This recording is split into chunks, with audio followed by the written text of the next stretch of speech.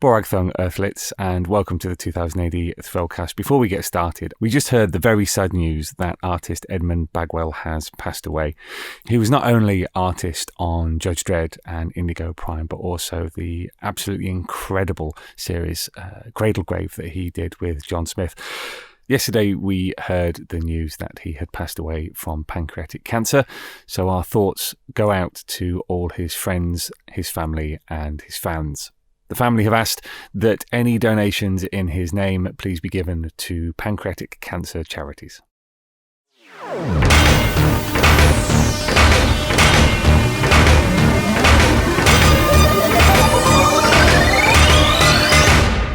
$400 million citizens, everyone a potential criminal. Yes, you've probably heard the news, Earthlets, that Judge Dredd is coming to TV screens with Judge Dredd Mega City 1. We're all very excited here at Rebellion and 2000 AD about what promises to be a fantastic show produced in-house here in Oxford.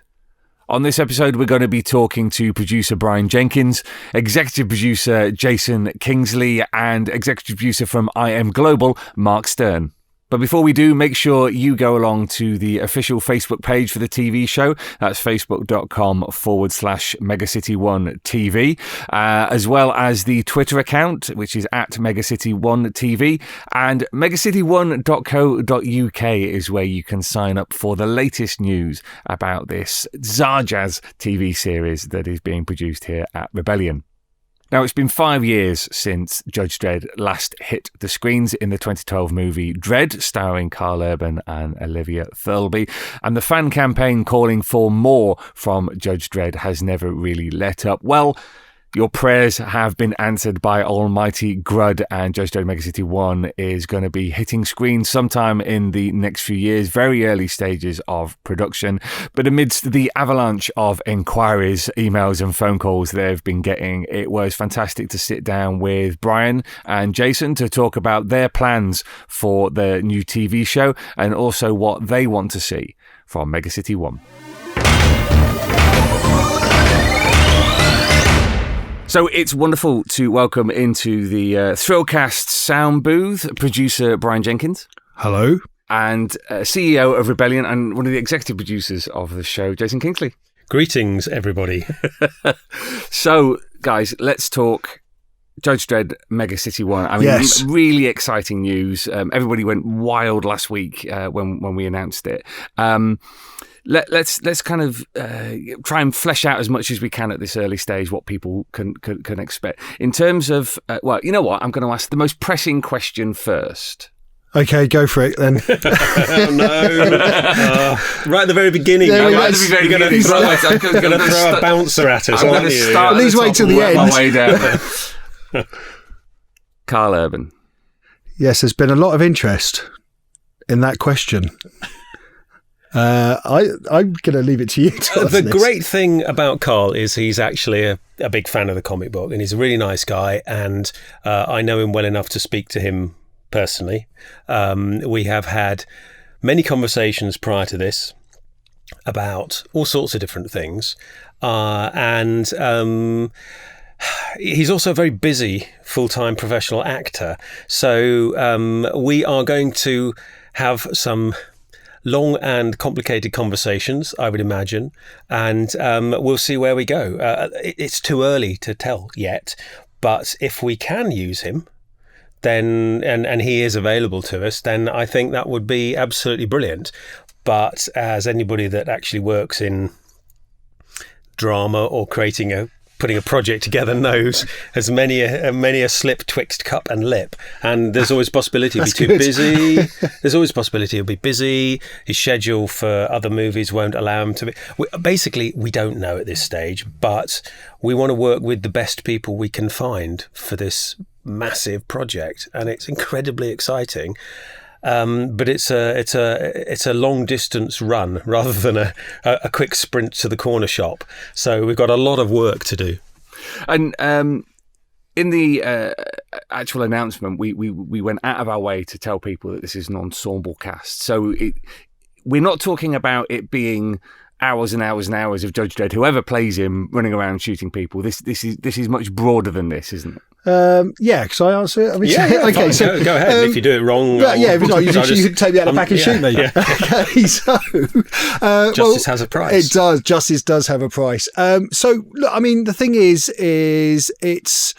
The Mega City one as a whole is a fantastic place. And I think one of the most exciting things about it, there's an opportunity to do so much amazing storylines and play around with bits and pieces. Now, obviously, we want to keep in the favourites that people love. And we also want to be able to introduce our own characters because however much, I mean, can I mention Dredd, the movie? I think I've just had. Yeah. I mean, the thing is, at the end of the day, we can always edit it out. I mean, but, okay. So, I mean, the thing is a lot of people especially from the tweets and the messages that we've seen, and there's been some fantastic messages, and I've got to say, I was literally blown away by the response, and we were technically not literally because you're actually sitting here. Yeah, I know. Okay, right. Metaphorically, metaphorically, he was briefly winded by the response. I tell you what, he's a big man to be shot as well. I was knocked down and then I got back up again. But I was actually amazed by the messages, and obviously, we want to be able to create characters of our own that we can introduce new people to the experience. Well, we've got the library to draw from. We've got the whole history, but we also want to make a really good narrative. So there may be character types or maybe personalities we need to introduce for the drama that perhaps haven't been seen in the comic book. We don't want to be limited to what's in the comic book, but at the same time, we're going to draw from that as much as we can. So we're in that stage now. We're actually constructing stories, putting things together, working out what we really want to try and see if we can get in.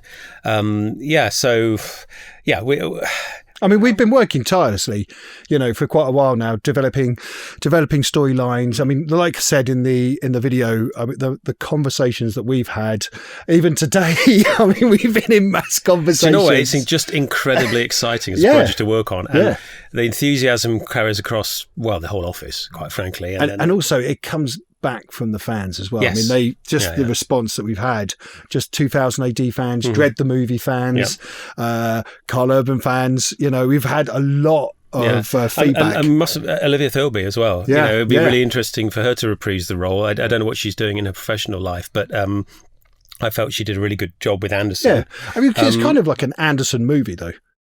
Well, we could go into a whole conversation about the DNA thing. But the other side of this is that I think something I think is quite important is that a lot of people have wanted Dredd 2, and unfortunately, this isn't Dredd 2.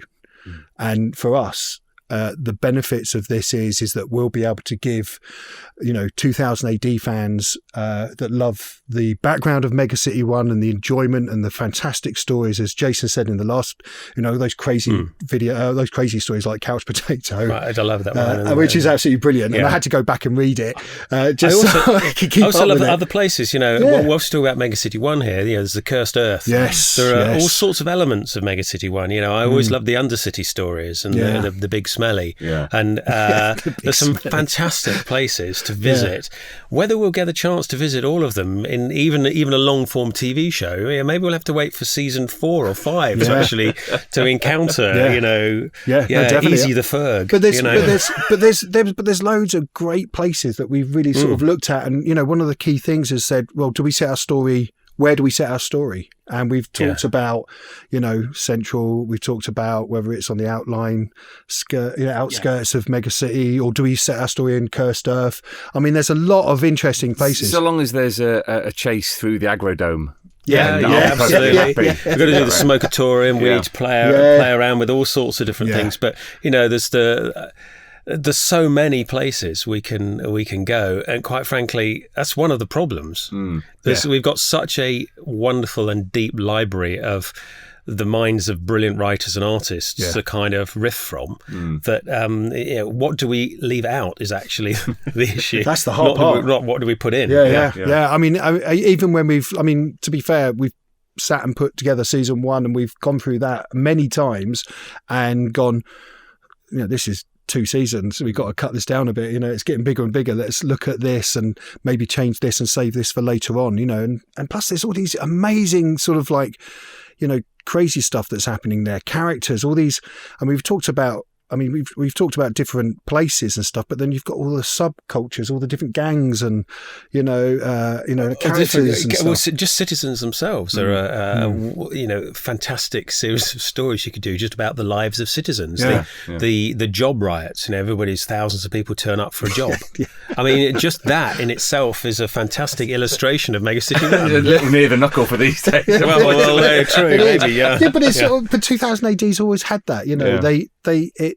It talks about the culture and political environment that's happening within that era, sort of thing. From the 70s all the way up to now, we've always had this very strong view of putting across political views and stuff. I think it's good that 2000 AD stories are sometimes a little uncomfortable at times, and I think that's sort of the spice. That's the difference between what Matt Smith and the team do with the comic book. It's the difference between that comic and perhaps others that are, superhero style or whatever.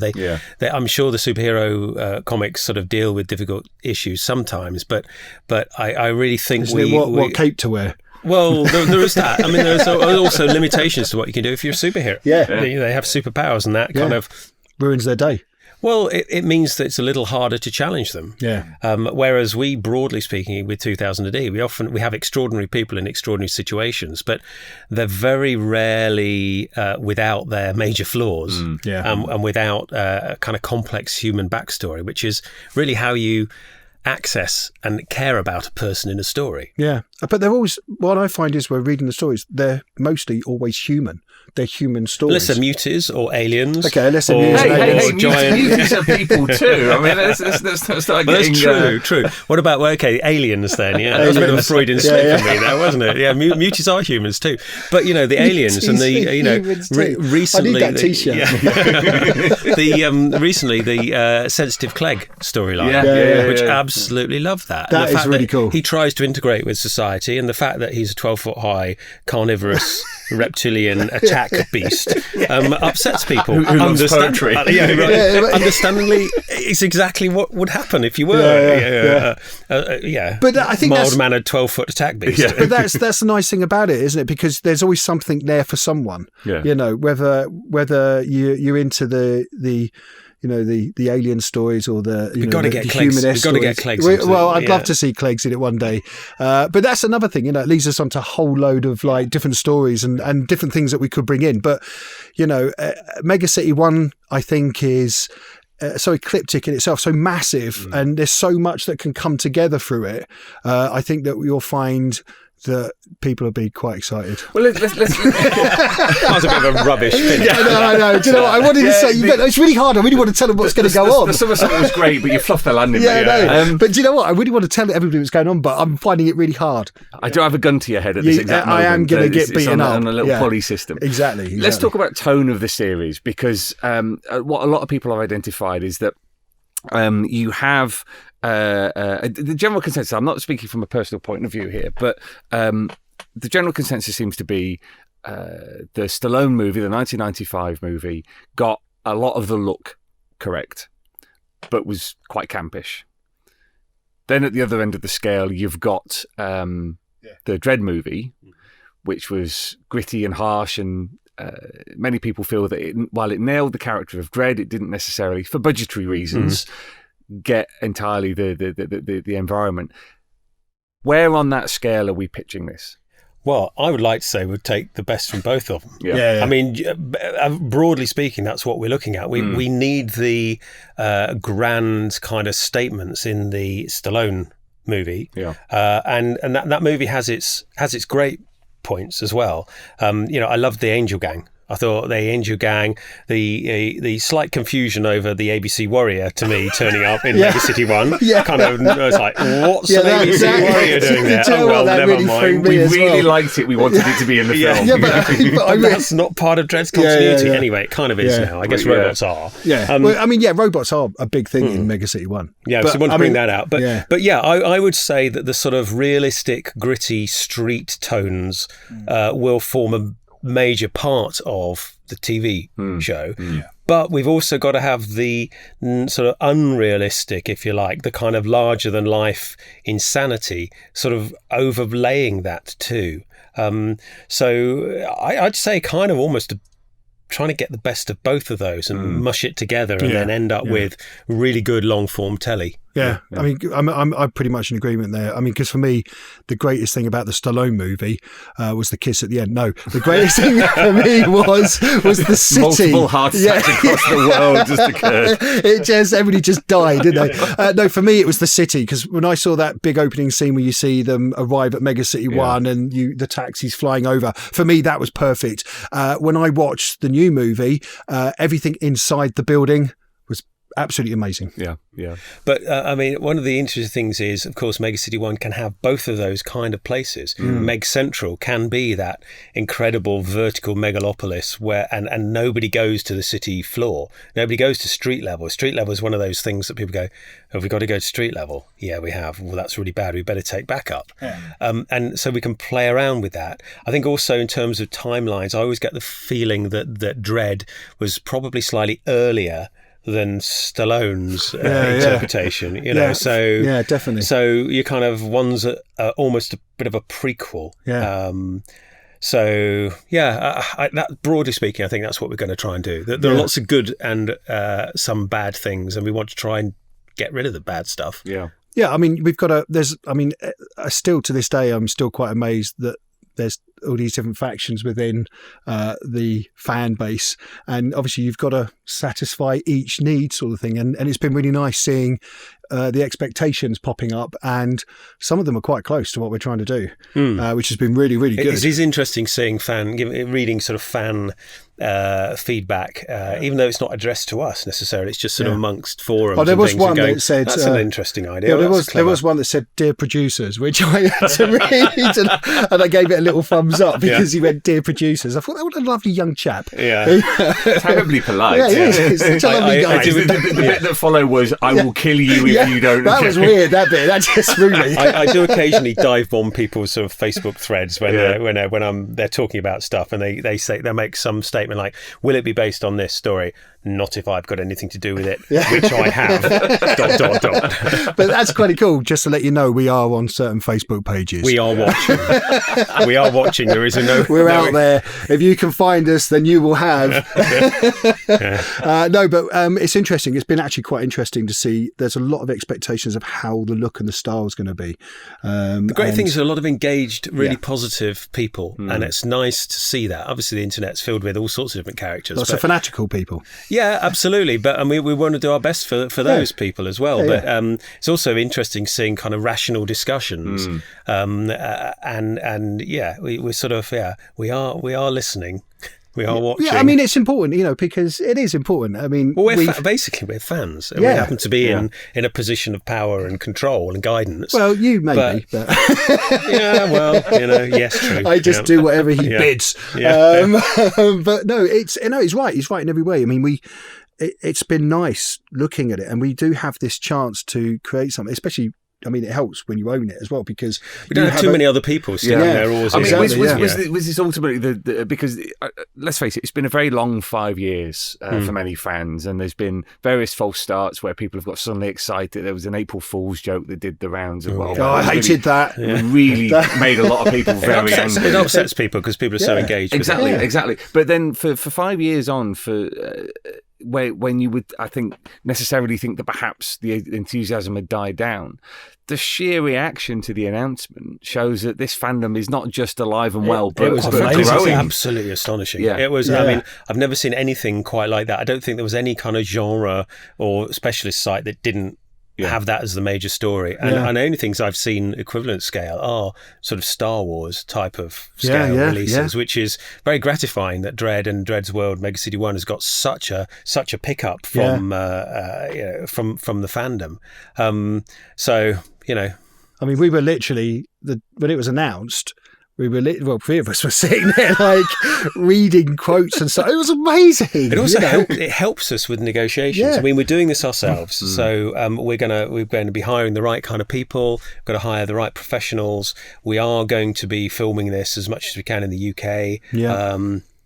And we're going to be using, as much of the resources as we've got available within Rebellion to do that.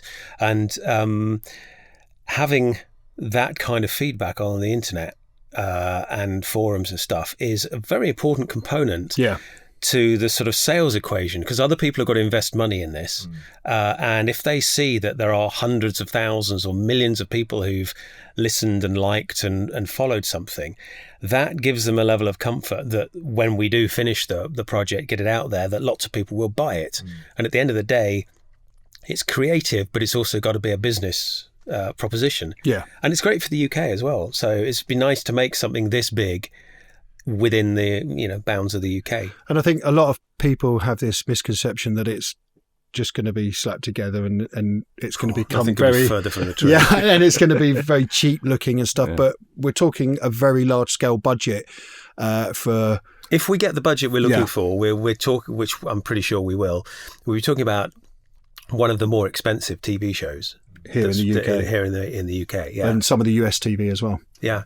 So, and we do know about CGI and computers and we stuff. do know about production, because some of the questions that I've been seeing is like, if they don't do this, then they're going to suffer this. And if they don't do this, this and this, it's going to be like this and the production will go down. And, we've got a strong history between a lot of people that work within this and the people that we're behind that have been working in production. This is probably my 25th year working in film and television. Yeah, so Jason has also had that experience. One of the things we are quite good at in the games industry specifically is knowing we don't know stuff. And so one of the important things for us when even starting to tackle this project was, let's find the right professionals who know what they're doing and get them in. And they still haven't found them. I was going to say, you ruined my joke. Unfortunately, we couldn't find any of them. I knew he was going to say that. You like it? Yeah, I did. I set you up for that one. It did. But the thing is, it's what I found unique about working at this company is, if when someone says, I'm not sure how to do that, they'll go off and they then come back and go, right, got it sussed. So you've got some really great talent within the company. I mean, we've been doing most of the pretty much all the production concept work here. And they've got some amazing talent here. Really good concept artists. Yeah, and we've been very lucky. We had the poster was designed here. We've been putting together the scheduling for it. Jason's led the helm all the way, sort of thing, and got us through some really tough sort of moments with the production, especially through the negotiations and stuff. And it's been really, really cool. So we've it's not a quick, easy thing to make. It's we're trying to develop something which everybody's going to really get into, and people that don't know about it or know anything about 2000 AD are going to go, I've got to look at the comics. That would be ultimately my goal would be people encounter this as really good sort of sci-fi action based TV show and go, that's based from a comic, is it? Oh, I wonder what that comic's all about. And then so we introduce a whole bunch of new, that's the thing. New squags. When we started talking about this, one of the things that it was a conversation we had very early on was my recommendation was very much that everything should always keep feeding back to the comic.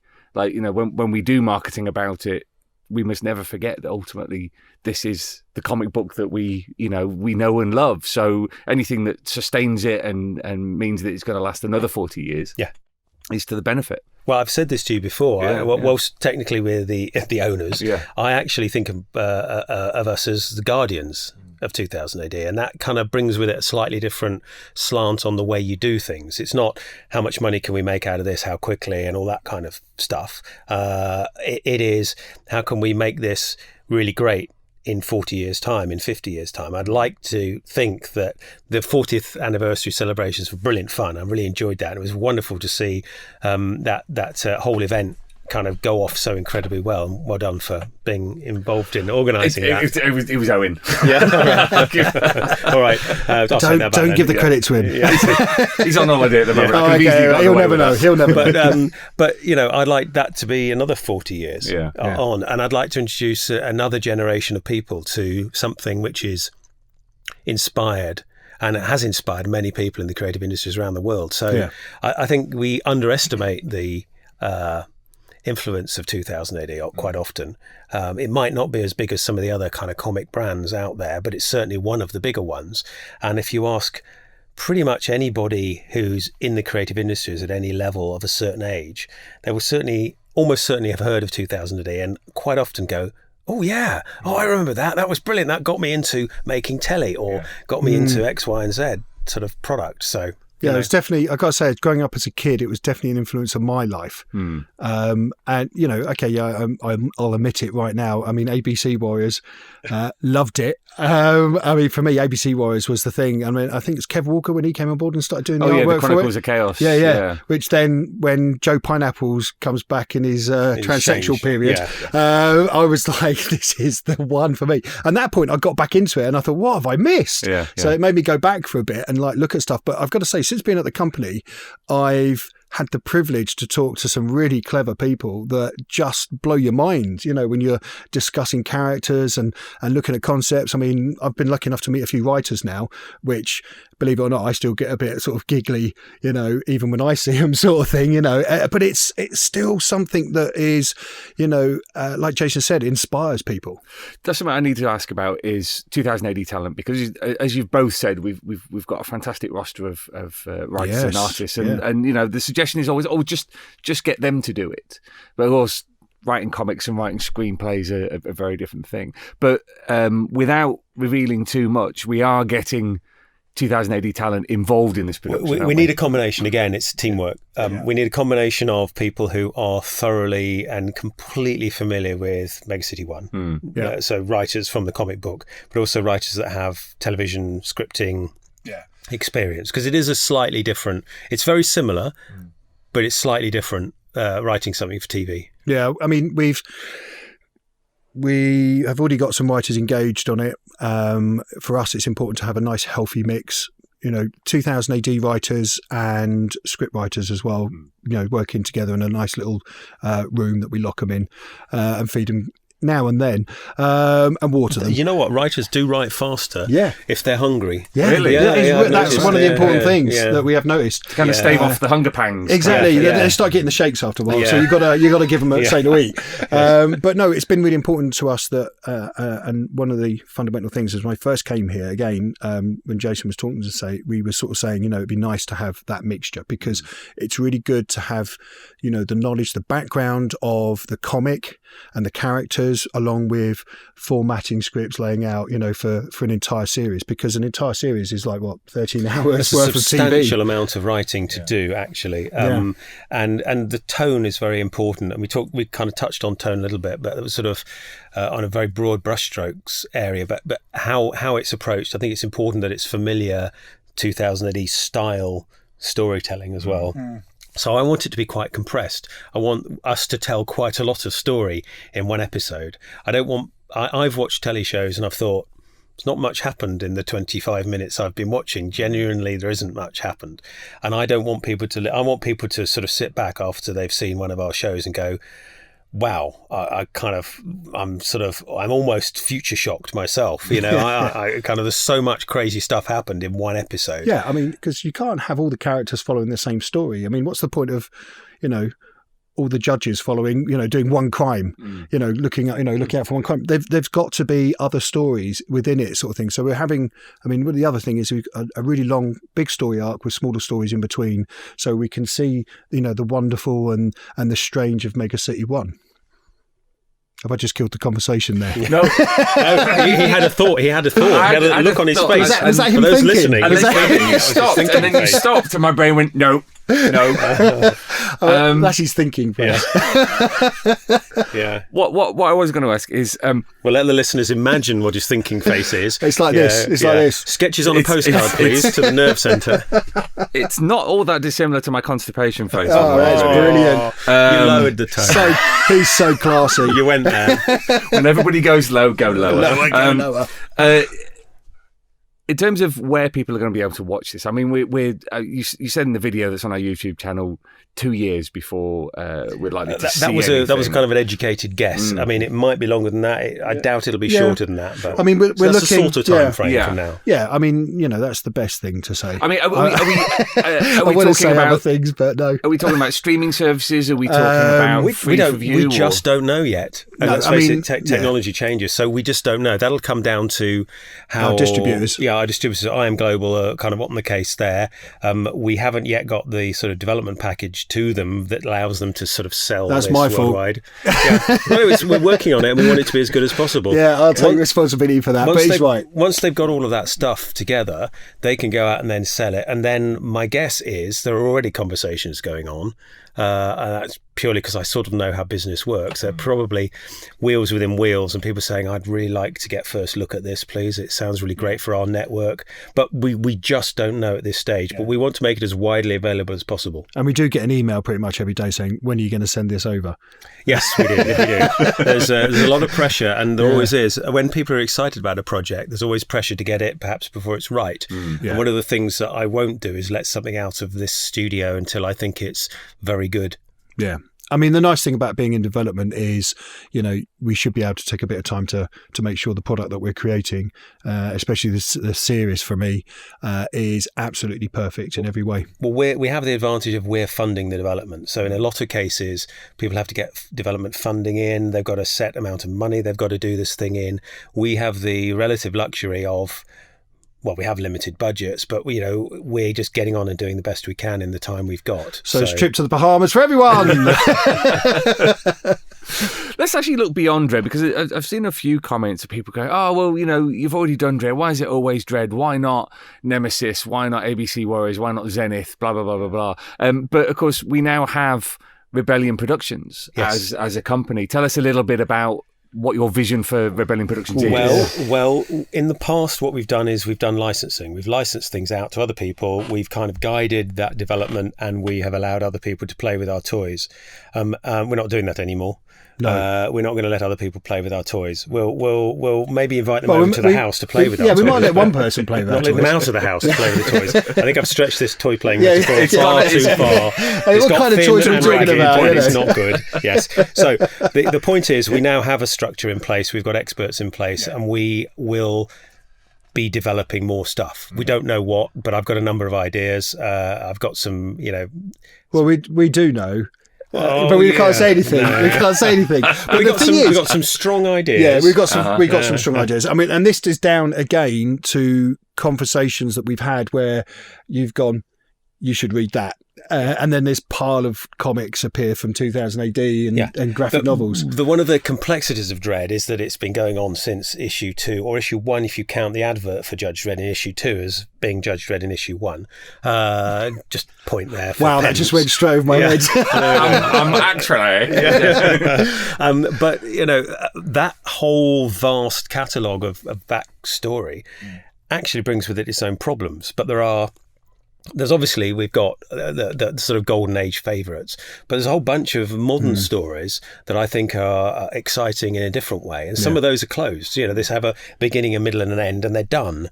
Are we going to talk? We could talk about them. Things that I personally like. Yeah. So this isn't necessarily something. So I love the Leviathan story. Absolutely. Yeah. I love the Leviathan story. What was that? Nothing. Yeah. I love the Leviathan story. I loved Absalom. I love Gordon's Absalom. work on Absalom. I think that's really interesting. So those are two. I like Kingdom as well. Kingdom is one of my favourites. How you do that as a TV show? That's a tough one. There's a lot of animation. I think it would possibly be an animation. TV series. And then also I have a soft spot for shotgun shooter, Bill Savage. Oh, Bill Savage. Yeah, I was just completely blanking. Shotgun shooter car. Oh yeah. We actually got to see the process in your mind of where you were going with it. It was great. It clicked over. So Bill Savage has always been an interesting character for me, and also from a perspective of a drama.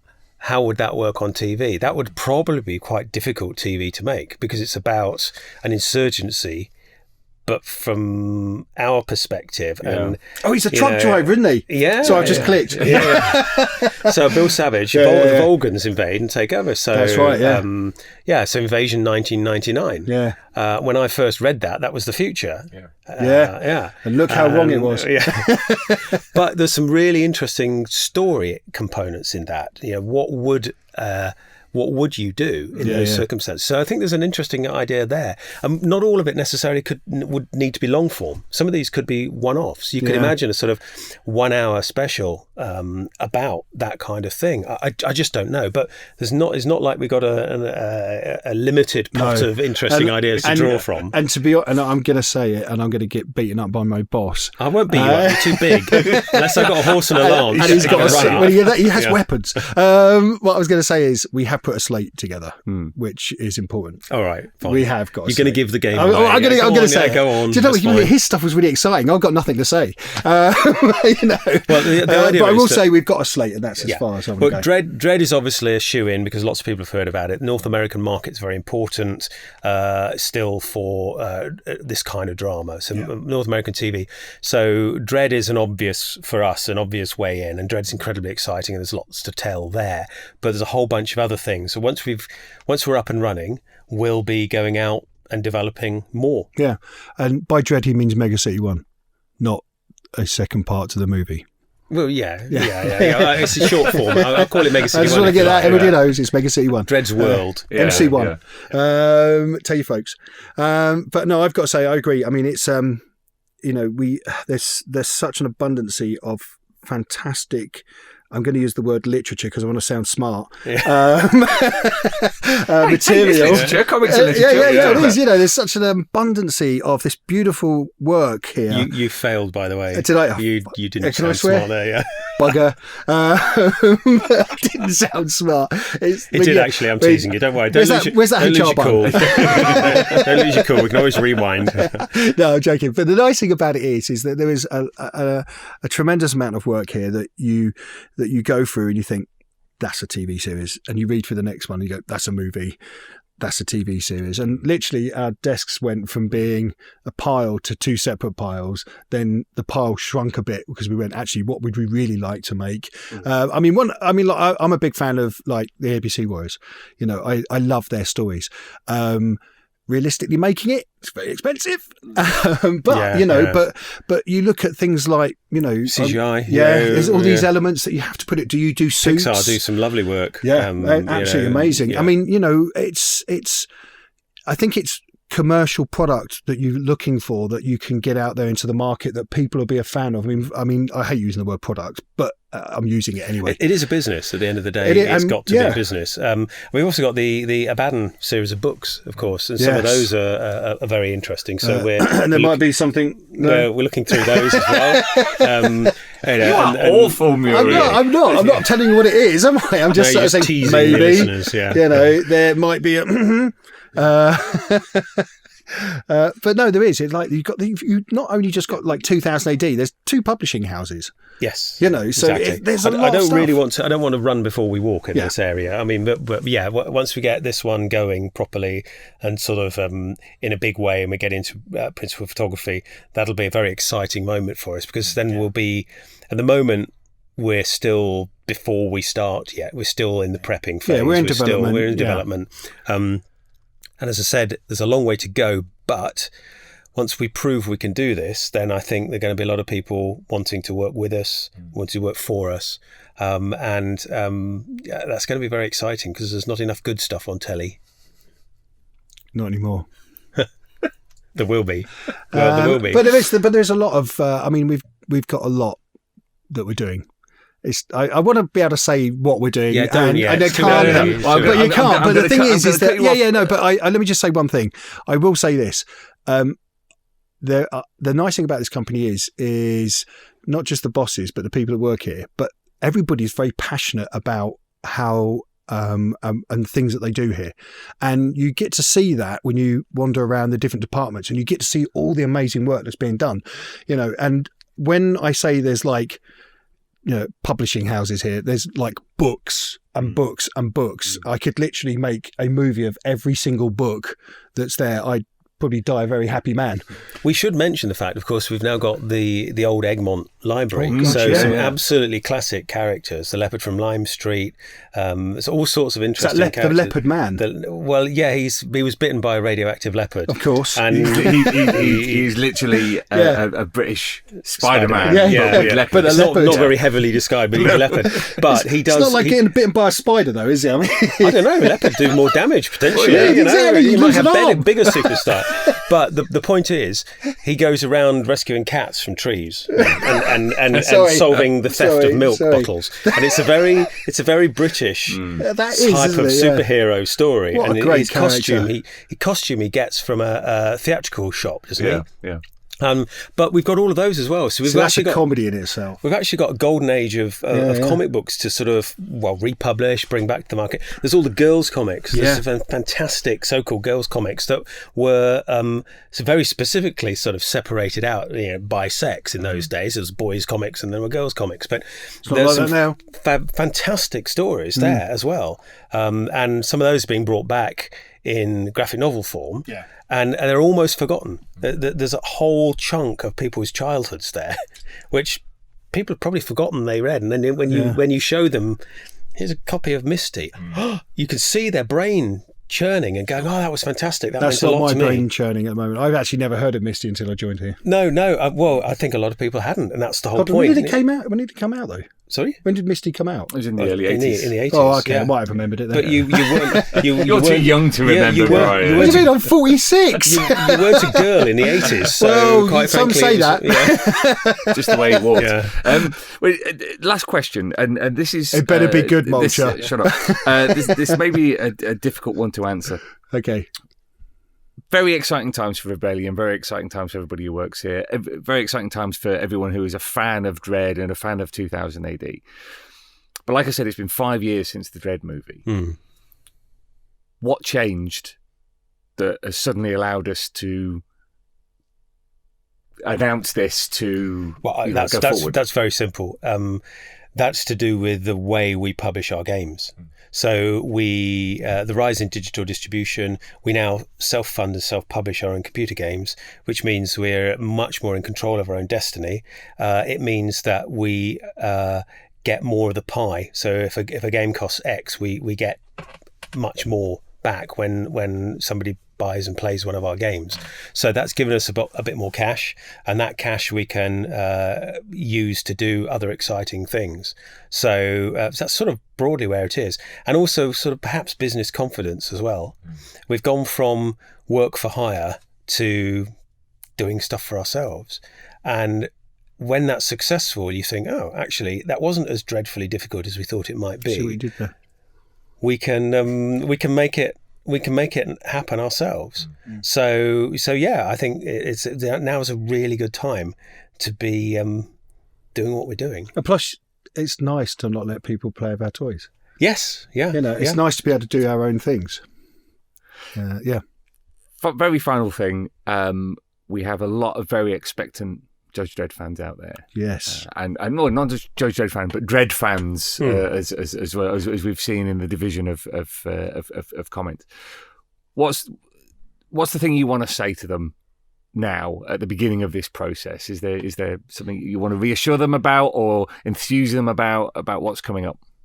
If I was them, I'd be exceptionally excited, but temper that excitement with the realization it's going to take us a long time to get this done. Nobody's going to be able to buy the box set in 6 weeks. This isn't pre-publicity for the release of the show. This is kind of pre-publicity for us to even start making it. So what I would ask is a certain indulgence from the fans. If they can continue to follow us and continue to, chuck in ideas and support us as brilliantly as they have been doing, that would be wonderful. But also to be a bit patient with us.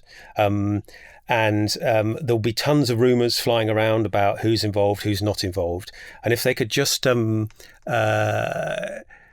try to avoid responding too vigorously to random rumours on the internet.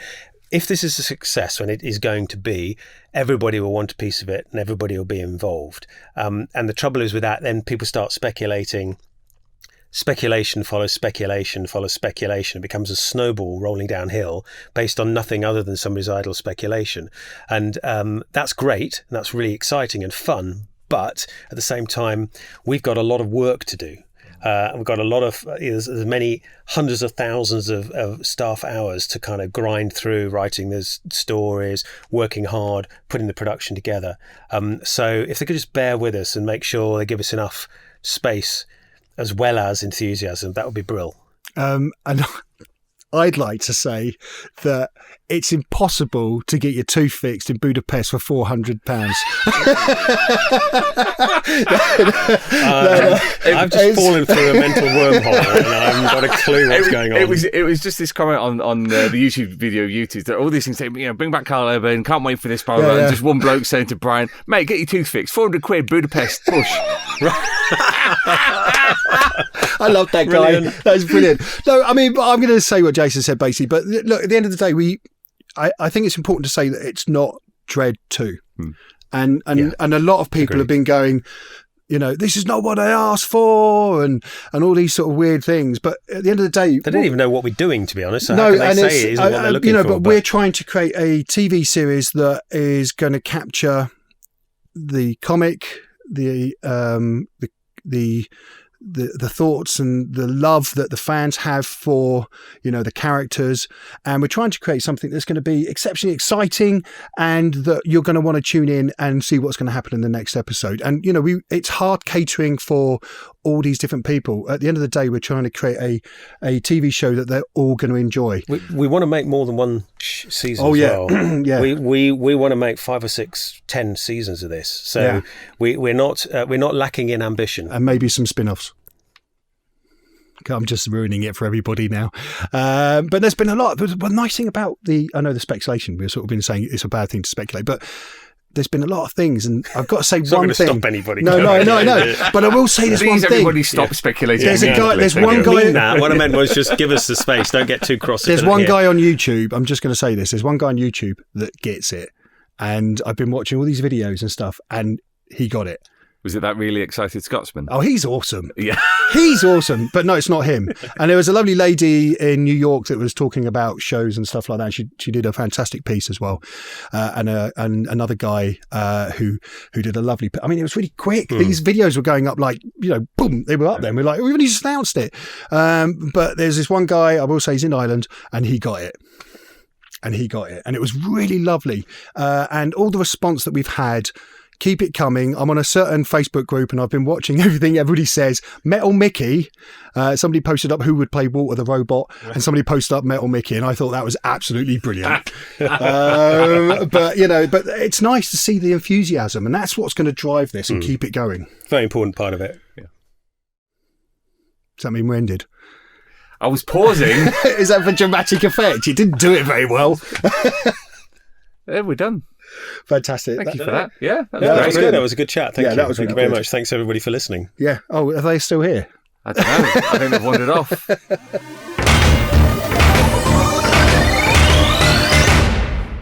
Well, thanks to Jason and to Brian for sitting down and talking so fulsomely about what they intend for Judge Dredd Mega City 1. Very exciting times here at 2000 AD. Someone else who's involved in the direction and the look and the feel of the show is executive producer Mark Stern from I Am Global, who are signed up as the distributors for the show. And I was able to get him on the phone on the west coast of America to talk about his hopes for Judge Dredd Mega City 1. So it's great to welcome Mark onto the 2000 AD Thrillcast. Welcome, Mark. Thank you. It's great to be here. Tell us a little bit about I Am Global's role in Judge Dredd Mega City 1, because you're dealing with the distribution at this stage, aren't you? Yes, that's right. We're going to be distributing the TV series both domestically in the United States and in the international market. We're also going to be participating as executive producers, me and my partner Stuart Ford, helping the guys at Rebellion make the show. So let's talk a little bit about your pedigree, because I noticed quite a few commentators picked up on shows that you've worked on before, specifically Battlestar Galactica. What was your role on the reboot of BSG? So I was running original programming at the Sci-Fi Channel when we greenlit the series with Ron Moore and David Icke. And how much does that involve kind of day-to-day stuff or looking at the tone of things, or was it a hands-on role, or was it more kind of helping guide it to broadcast? Well, it's a great question, and I will say that it's a little of both. Certainly that show was very much Ron and David's baby. They were the hands-on day-to-day producers who really made it happen. My role as a network executive on it, and I think on that show in particular, was really to give them the support that they needed, and that support may be in resources to make sure that they had the money and the budget that they needed, or what we call breakage, if there's additional costs that are required. Sometimes that role required me to be an advocate with the folks in New York.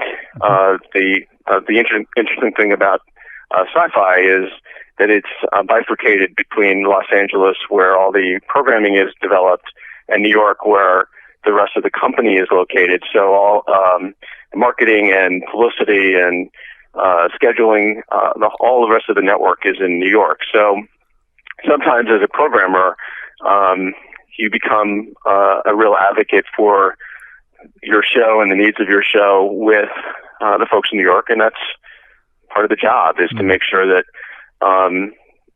that the network is giving the series what it needs. We were very involved in the startup of the series, so involved in the decisions around sets and set design and casting and the creative overview and the tone.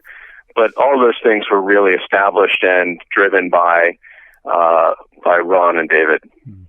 So with something like Judge Dredd Mega City 1, there's a lot of debate, and we've talked on the podcast with Brian Jenkins and Jason Kingsley about their hopes for how the tone of the series, how it's going to feel, how it's going to look. What are your hopes for how the series is going to come across to audiences? Well, certainly I think, first and foremost, they are the keepers of the flame. I do look at that relationship very similarly to the one that I had with Ron and David on Battlestar. So, which is to say, really taking their guidance in terms of approach and tone. They know that audience really well. Obviously, as much as I love the comic book series and the movies, they live them. So, really, I think I see it as taking a certain amount of cue off of them in terms of approach. But my personal hope for it is that it really breaks new ground in the way that Battlestar did, in terms of a really cool, high-end character drama, first and foremost, and obviously big kick-ass visual feast of a sci-fi series. I think just the word kick-ass will make an awful lot of people quite happy.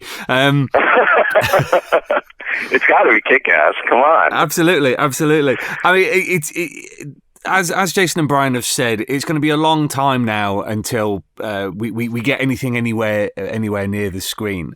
One thing that people have been asking a lot is, how are we going to be able to see it? Where's it going to be? And without sort of prejudicing any future deals or any future direction, with IM Global handling the distribution, where would you see a series like this debuting? Gosh, I mean, there's so many different ways, and I think particularly a show with this kind of an appeal. I think we would love to see it on premium, what we call premium cable, which is to say the HBOs and Stars and Showtimes of the world. But there's also great opportunity for it on what we call streamers, which is Netflix and Amazon and Hulu, at least in the States. There's a real opportunity in the obviously in the international market too, and you could certainly see this series on Sky. But it is, as you say, very, very early days. There's lots of different ways to roll this series out, and the cool thing about it for us is to get it into a place where we can take it out competitively to all those places and see which one is going to ultimately be the best home for it. Mm-hmm.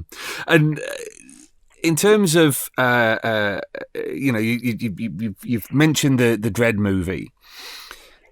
There's people who've said, they tried 2 movies. Why are they trying a TV series? But it feels that even at I Am Global, I mean, there's a lot of enthusiasm for it here. But even at I Am Global, there's still a lot of enthusiasm for the character and for the potential here.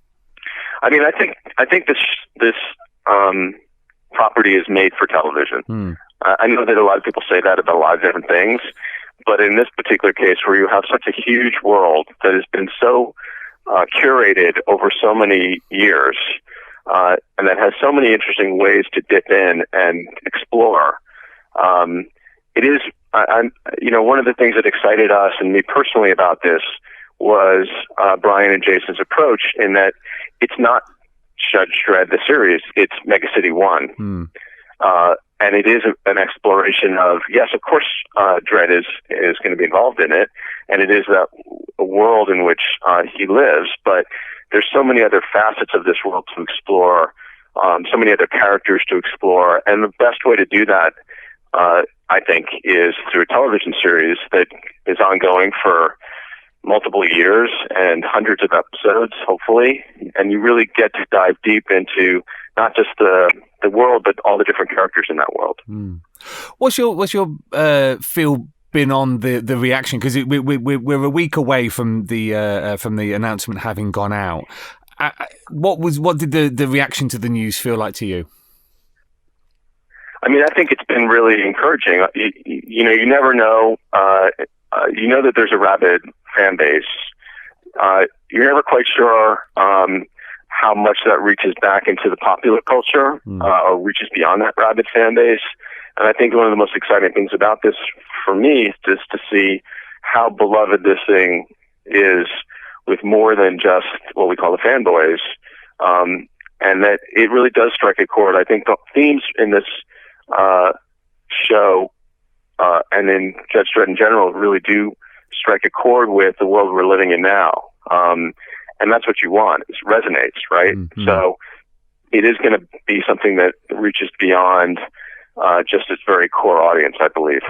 Well, I wanted to ask about that because obviously the political situation in America is one that the Dredd has consciously or unconsciously not necessarily predicted, but certainly evoked over the years. And do you think that American audiences will be hungry for something that is on the nose?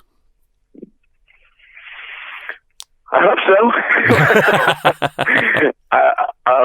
I think so. I mean, I think it's weirdly prophetic how this comic series, after all these years, only seems to be closer and closer to the truth, instead of more and more preposterous. And that's a weird commentary on the world we live in. I do think that it's still. I certainly look at it ultimately as something that is making a commentary on our world, a bit of a satire that allows you to kind of step back and explore those points without it necessarily being too intense or heavy. And there's a certain fun aspect to this too, right? So I think that there is something about that really appeals to people. Is you want to chew over the issues that we're facing, but you don't necessarily want to do it in a way that's going to bum you out. And I think this property kind of gives you permission to do that. And that's what's fun about it. So let's talk next steps. I mean, obviously, there's a lot that we can't talk about where we're going to go with the series. But in broad terms, what's going to be happening from your end over the next 6 months? Well, I think the first priority for us is to delve into the materials, the written materials, the scripts, the series overview. We're going to be working really closely with Brian and Jason and the writers that they want to bring into this process to craft something that is going to be really representative of the first few episodes and where the series goes and what it is. And then I think from there, and that's going to take us, as they said, that's a process. So that will take us anywhere from 6 months to a year. It depends. Obviously there's a lot to do on this, and we want to get it right. And then from there, it's about seeing if we want to attach any particular elements, whether it's a big, interesting director or a big piece of casting. And certainly there have been proponents on that front.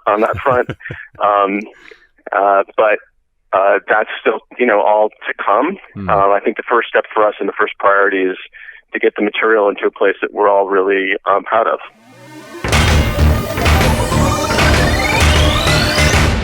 That's all we've got time for, Earthlets. Thank you to Brian and to Mark and to Jason for sharing their thoughts, giving us a little peek behind the scenes. There's so much more to come, and we'll make sure that we bring you all the latest on the 2000 AD Thrillcast. Make sure you do sign up for updates at megacity1.co.uk so you can be the first to hear about things like casting, the production, and when eventually we'll be able to see it on our screens. One of the things we love at the 2000 AD Thrillcast is you letting us know what you think about this show. So please do leave us some feedback on Facebook, YouTube, and also on iTunes, where all ratings are gratefully received. Thank you very much to the Earthlets who've left reviews recently. And if there's something that you would like to hear on a future episode, don't hesitate to drop us a line at thrillcast@2000adonline.com. That's thrillcast, all one word, at 2000adonline.com. Join us again in 2 weeks' time on the 2000 AD Thrillcast, where we are going to be chatting to the legendary writer Alan Hebden, which I'm very much looking forward to. He's going to be coming to Oxford to have a chat. We'll lock him in the sound booth until he divulges all the goss about his time working at 2000 AD and beyond. So until next time, Earthlets, Splundig Verthrig.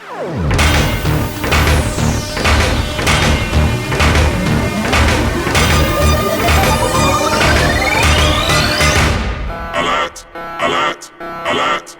Thrill power levels dangerously high. Alert! Alert!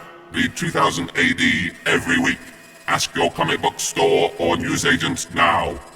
Subscribe to the galaxy's greatest comic at 2000adonline.com. Subscribe digitally on our apps for Apple, Android, and Windows 10.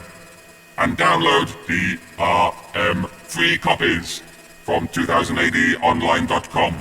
Alert! Alert! Stand by for urgent updates. Search for 2000 AD on Twitter and Facebook. Watch the latest videos at youtube.com/2000 AD online. And follow on Instagram at Insta 2000 AD. Program complete. Shutting